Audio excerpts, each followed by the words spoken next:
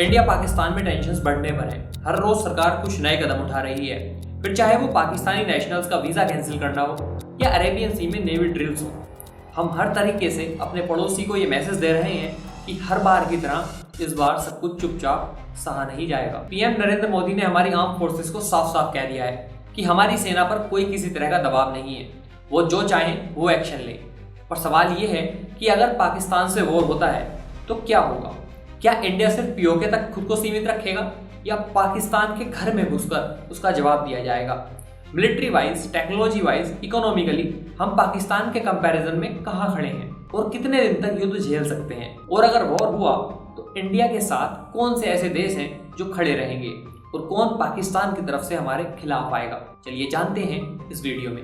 ये पहली बार नहीं है जब पाकिस्तान हमसे जंग लड़ने जा रहा है। इससे पहले भी 4 बार वो हमसे जंग लड़ चुके हैं और चारों बार हारे हैं। सबसे पहली बार 1947 में जब दोनों देश अलग हुए और कश्मीर को लेकर कंफ्यूजन क्रिएट हुआ कि कश्मीर किस में शामिल होगा, इंडिया में या पाकिस्तान में। वहां के राजा हरि सिंह कुछ डिसाइड कर पाते, इससे पहले ही पाकिस्तान का सबक टूट गया और 22 अक्टूबर 1947 को पाकिस्तानी आर्मी ने वहां के लोकल पश्तून ट्राइबल्स के साथ मिलकर श्रीनगर पर हमला कर दिया। हरि सिंह को लगा अब तो सब कुछ हाथ से जाने ही वाला है, तो उन्होंने इंडिया की हेल्प मांगी और इंडिया ने कश्मीर की हेल्प की भी, पर एक शर्त पर। वो शर्त थी कि हम हमले का तभी जवाब दे पाएंगे जब कश्मीर भारत का हिस्सा बन जाएगा। और 26 अक्टूबर 1947 को इधर हरि सिंह ने इंस्ट्रूमेंट ऑफ एक्सेशन साइन किया और उधर इंडियन आर्मी ने पाकिस्तान से फाइट शुरू कर दी। 1.5 साल तक ये वॉर चला और बाद में यूएन के इंटरवेंशन के बाद कश्मीर हमारा हुआ। पर यूएन के इंटरवेंशन की वजह से वार जिस जोन में चल रहा था उसे वहीं पर रोकना पड़ा। इसी वजह से जो कश्मीर का हिस्सा उस टाइम पाकिस्तान ने ऑक्यूपाई कर रखा था वो पाकिस्तान के कब्जे में ही रह गया, जिसे आज हम पाकिस्तान ऑक्यूपाइड कश्मीर बोलते हैं। और इसी वजह से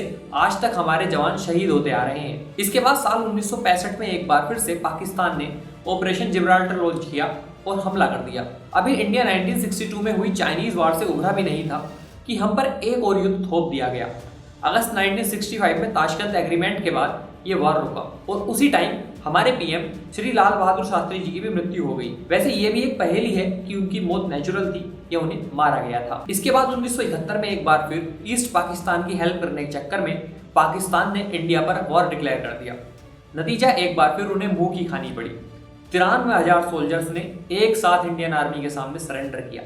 साथ ही ईस्टर्न पाकिस्तान आज़ाद होकर बन गया बांग्लादेश। इसके बाद जब पाकिस्तान को यकीन हो गया कि इंडिया से सामने की जंग में वो नहीं जीत सकता, तब उसने रास्ता अपनाया टेररिज्म का।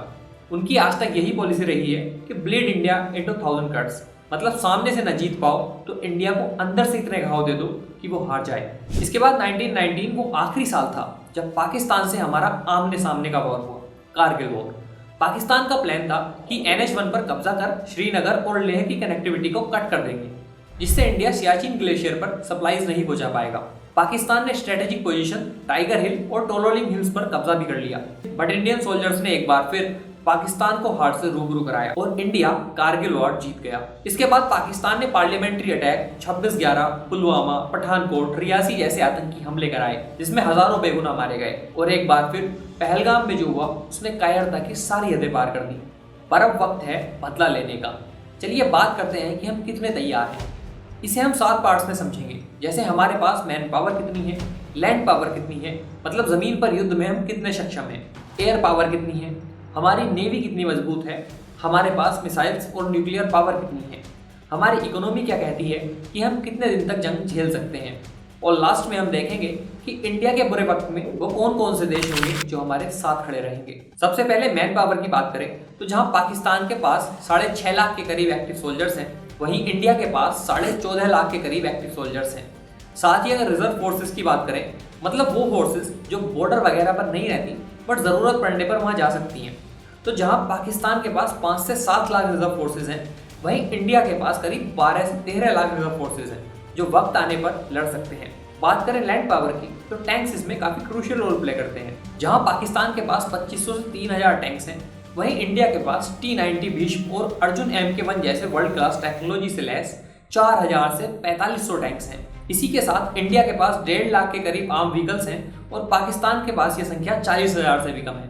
बात करें एयर स्पेस की तो इंडिया के पास 2229 एयरक्राफ्ट हैं, जिसमें करीब 550 फाइटर जेट्स हैं, जिसमें राफेल, सुकोई M30 और तेजस जैसे लेटेस्ट फाइटर जेट्स हैं। दूसरी तरफ पाकिस्तान के पास 1400 के करीब एयरक्राफ्ट हैं, जिसमें 350 के करीब फाइटर जेट्स हैं, जिनमें F-16 जैसे अच्छे एयरक्राफ्ट भी शामिल हैं। इंडिया के पास 900 के करीब हेलीकॉप्टर्स हैं, जिसमें 80 अटैक हेलीकॉप्टर्स हैं। वहीं पाकिस्तान के पास 373 हेलीकॉप्टर्स हैं। हेलीकॉप्टर्स का रोल देके बहुत क्रूशियल हो जाता है वार लाइक सिचुएशंस में, जहां आपकी फोर्सेस के मूवमेंट से लेकर फूड सप्लाई और हथियार सब हेलीकॉप्टर्स प्रोवाइड करते हैं। हमारे पास ग्लोब मास्टर और चिनूक जैसे अच्छे एयरक्राफ्ट और हेलीकॉप्टर्स हैं, जो बेकार टेरेन में भी हमारी हेल्प कर सकते हैं। नेवी की बात करें तो पाकिस्तान क्योंकि सिर्फ एक साइड से समुद्र से घिरा है, तो उनकी नेवल पावर हमारे आसपास भी नहीं है, जो हमारे लिए एक प्लस पॉइंट हो सकता है। जहां पाकिस्तान के पास 121 शिप्स हैं, जिसमें एक भी एयरक्राफ्ट कैरियर नहीं है, और सिर्फ 8 सबमरीन्स हैं। इसके सामने खड़ा है इंडिया अपने 294 शिप्स के साथ। इसमें INS विक्रमादित्य और INS विक्रांत जैसे एयरक्राफ्ट कैरियर भी शामिल हैं। मतलब ऐसे शिप्स जिसके ऊपर एयरक्राफ्ट लैंड कर सकते हैं और जिसके ऊपर से ही टेक ऑफ भी कर सकते हैं। साथ ही हमारे पास 18 सबमरीन्स हैं, जिसमें एक न्यूक्लियर सबमरीन INS अरिहंत भी शामिल है। जरूरत पड़ने पर इंडिया पाकिस्तान का सारा ट्रेड ब्लॉक कर सकता है, जो भी वो समुद्र के रास्ते करता है। इससे उनकी इकोनॉमी जो पहले से ही ठप पड़ी है और खराब हो जाएगी। And now comes nuclear weapons. India दुनिया की 6th लार्जेस्ट न्यूक्लियर कंट्री है, जिसके पास करीब 180 न्यूक्लियर वेपन्स हैं। हैरानी की बात यह है कि पाकिस्तान जो साइज में हमसे 4 गुना छोटा है, पॉपुलेशन में 5 गुना छोटा है, जिसके पास रिसोर्सेज हमसे बहुत ज्यादा कम है, उसके पास न्यूक्लियर वेपन्स की संख्या लगभग 170 है। मतलब बिल्कुल इक्वल ही है हमारे। अगर हम बात करें न्यूक्लियर वेपन्स की, तो इंडिया के पास जो यहाँ पर एडवांटेज है वो यही है कि हमारे पास ट्राइएड न्यूक्लियर कैपेसिटी है।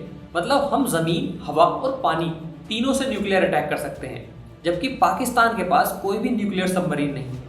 इकोनॉमिकली भी अगर हम देखें तो हर मायने में पाकिस्तान से हम आगे हैं। मिसाल के तौर पर हम ग्लोबल GDP में दुनिया की 5th लार्जेस्ट इकोनॉमी है, जिसकी वैल्यू $3.39 ट्रिलियन है। इसे कंपेयर करें पाकिस्तान से, जिनकी सिर्फ $376 बिलियन की इकोनॉमी है, मतलब हमसे 10 गुना छोटी। जो हमसे लड़ने आ रहे हैं उनके पूरे देश की इकोनॉमी हमारे महाराष्ट्र से भी कम है। मोटा मोटा अगर मैं कहूँ तो इंडिया 2 महीने तक लगातार लड़ सकता है, पर पाकिस्तान के वार रिजर्व सिर्फ 15 दिन तक ही टिक पाएंगे। तो चलिए अब बात करते हैं कि अगर वार होता है तो इंडिया के साथ कौन से देश खड़े रहेंगे और क्यों खड़े रहेंगे। इनमें पहला नंबर आएगा इजराइल का। देखिए, इजराइल हमेशा से ही कश्मीर के मामले पर इंडिया के साथ रहा है। प्लस पाकिस्तान और इजराइल के रिश्ते कुछ खास नहीं है। इजराइल के साथ यूएस भी इंडिया का ही साथ देगा। वैसे तो यूएस किसी का भी सगा नहीं है, पर इंडिया उसके लिए बहुत बड़ा मार्केट है। वो डायरेक्टली सामने से सपोर्ट नहीं करेगा, पर इनडायरेक्टली उसे इंडिया का सपोर्ट करना पड़ेगा, क्योंकि पाकिस्तान से तो उसे वैसे भी कुछ नहीं मिलना। और पाकिस्तान चाइना का पक्का वाला सपोर्टर है और चाइना यूएस का दुश्मन। तो दुश्मन का दोस्त दुश्मन ही होता है। रशिया भी इंडिया के ही सपोर्ट में रहेगा। उसके कुछ ऑब्वियस रीजंस हैं। अगर वक्त में पीछे जाएं तो जब यूएस ने भी अपने हाथ पीछे खींच लिए थे, तब भी 1971 में एक रशिया ही था जो हमारे साथ था। दूसरा रीजन है हमारे एग्रीमेंट्स, हमारा ट्रेड। इंडिया एक मेजर इंपोर्टर है रशियन क्रूड ऑयल का। हम रशिया से काफी ज्यादा डिफेंस इक्विपमेंट्स खरीदते हैं और रशिया को पता है कि इकोनॉमिकली भी किसका साथ देने पर उसका फायदा होगा। बट अगर बात चाइना से वॉर की होती तो सिचुएशन चेंज होती। बाकी Japan, Australia, European Union neutral stance ही रखेंगे, वार को कंडेम करेंगे। लेकिन एक ऐसा देश है जो खुलकर पाकिस्तान के सपोर्ट में आएगा, हो सकता है मिलिट्री एड भी प्रोवाइड करे, वो है चाइना। इसमें उसके अपने फायदे हैं। एक तरफ वो पाकिस्तान से जंग करेंगे, दूसरी तरफ वो नॉर्थ ईस्ट में अपनी चाल चलेगा और इंडिया के लिए दोनों फ्रंट पर सिचुएशंस को इंटेंस करेगा। अगर इंडिया वीक होता है, यहाँ की इंडस्ट्रीज डूबती हैं, तो डायरेक्टली चाइना को फायदा होगा। बेसिकली चाइना तो चाहता है कि वॉर हो। अब आते हैं लास्ट क्वेश्चन पर, क्या जंग होनी चाहिए? इमोशनली सोचने पर तो हाँ, होनी चाहिए। बट वेट, आपको एक सिचुएशन देता हूँ। मान लो आपके घर का कोई मेंबर वहाँ बॉर्डर पर खड़ा है, हाथ में बंदूक है और बस तैयार है आमने सामने की गोलीबारी के लिए, और ऑर्डर्स आपको देने हैं। जब आपको पता है कि उसकी जान भी जा सकती है, तो क्या आप ऑर्डर्स इशू करेंगे? मैं इस बात से बिल्कुल नहीं मुकर रहा कि इंडिया पर हमेशा जंग थोपी गई है, पर हमें ये भी समझने की ज़रूरत है कि हम टीवी के सामने बैठकर ये बोलने वाले कोई नहीं है कि कर दो जंग शुरू, कर दो वॉर डिक्लेयर। क्योंकि जिसके घर का बच्चा शहीद होगा आपको बचाने में, वो माँ कभी नहीं चाहेगी कि जंग हो। तो इस पर पूरा दिन न्यूज़ चैनल्स पर बहस करना कितना सही है और कितना नहीं, ये फैसला मैं आप पर छोड़ता हूँ। और इमोशनली नहीं, कुछ डाटा भी है जो ये कहता है कि वॉर कभी भी सही ऑप्शन नहीं रहा है। अगर हम हिस्ट्री देखें तो हमें पता चलेगा कि हिरोशिमा और नागासाकी पर 1945 में एक छोटे से न्यूक्लियर बम ने 1.5 लाख लोगों को तुरंत मार दिया था, और डिकेड्स तक रेडिएशन से लोग मरते आए हैं। और आजकल के बॉम्ब्स तो तब से 10 से 20 गुना पावरफुल है। अगर दिल्ली या कराची पर एक भी बम गिरा तो पूरा शहर खत्म हो जाएगा। और रेडिएशन से अगले 50 साल तक कुछ नहीं हो पाएगा। इकोनॉमिकली अगर हम बात करें तो वॉर का मतलब होता है इकोनॉमी का सत्यानाश। इंडिया की जीडीपी अभी 3.5 ट्रिलियन के आसपास है और पाकिस्तान की 370 बिलियन के आसपास। अगर वॉर हुआ तो ट्रेड्स, इन्वेस्टमेंट, जॉब सब खत्म हो जाएंगे। सबसे पहले गिरेगा स्टॉक मार्केट, उसके बाद धीरे धीरे इंडस्ट्रीज बंद होंगी। अगर बात सिविलियंस और कैजुअलिटीज की करें तो 1971 इंडो पाक वार में इंडिया को जीत तो मिल गई, पर 3900 इंडियन सोल्जर्स शहीद हो गए, 9000 से ज्यादा जख्मी हो गए। पाकिस्तान के 9000 से ज्यादा सोल्जर्स शहीद हो गए और 25000 सिविलियंस मारे गए। अभी फिलहाल रशिया और यूक्रेन वॉर 2022 से चल रहा है, किसी को कुछ फैसला होता हुआ नहीं दिख रहा है। ना तो रशिया ही पीछे जा रहा है और ना यूक्रेन ही अपना स्टैंड छोड़ रहा है। कितने ही सैनिक मारे गए हैं, पूरी ग्लोबल इंडस्ट्रीज पर इसका कितना असर है आप देख ही पा रहे हैं। तो अगर एक और वॉर छिड़ता है तो आप सोच सकते हैं कि हमारे देश का, हमारे लोगों का, हमारे जवानों का कितना नुकसान होने वाला है। तो मैं तो यही कहूँगा कि war is not the option. लेकिन हाँ, अगर हर बार की तरह जंग थोप दी गई तो हमारे पास कुछ ऑप्शन रहेगा भी नहीं। इस पर मुझे वाहिद अली वाहिद जी की एक कविता याद आ रही है। द्वंद्व कहाँ तक पाला जाए, युद्ध कहाँ तक टाला जाए, तू भी है राणा का वंशज, फैक जहाँ तक भाला जाए, और दोनों तरफ लिखा हो भारत, सिक्का वहीं उछाला जाए। आपके इस पर क्या विचार है, हमें कमेंट करके ज़रूर बताएं। जल्दी मिलेंगे एक नए मुद्दे के साथ, तब तक के लिए जय हिंद, जय भारत।